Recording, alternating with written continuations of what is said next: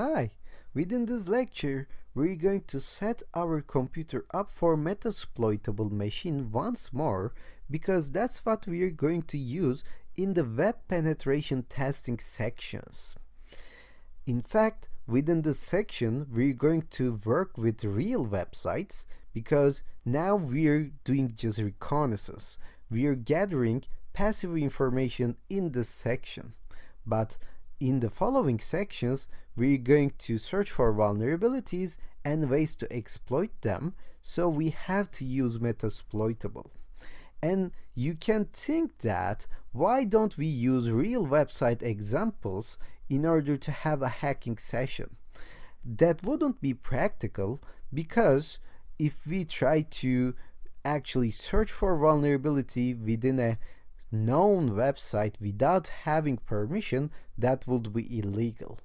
Now I can set up a website with known vulnerabilities and maybe you can practice on that website, and that wouldn't be practical as well because somebody will hack into it and delete all the files and just go back and no one else would be using that website anymore. So for that purposes, we're going to use Metasploitable, and every hacker in their early career starts learning about this web penetration testing with Metasploitable, so we will be on the right track. And we can actually learn a lot of concepts, a lot of vulnerabilities and exploits using Metasploitable because they give us very good tools.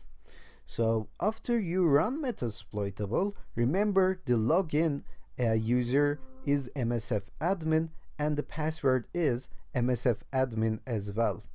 So just come here to your Metasploitable machine and say msfadmin and msfadmin one more time, and it will start running Metasploitable for you.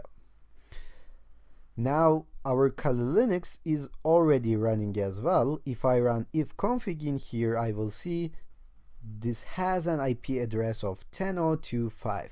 Of course, both Kali Linux and Metasploitable is running on the same NAT network.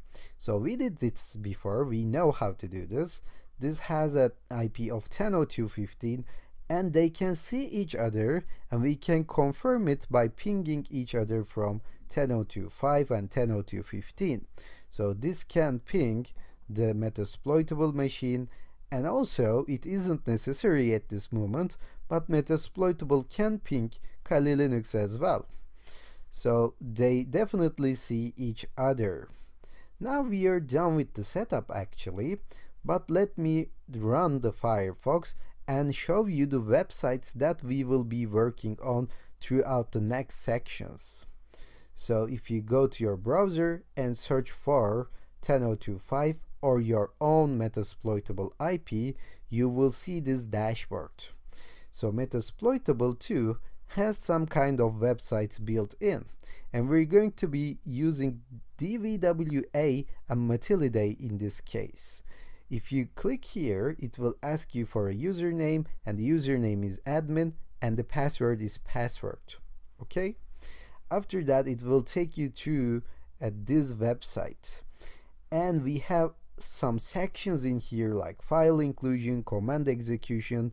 These are known vulnerabilities and we get to practice them in this website thanks to the Metasploitable.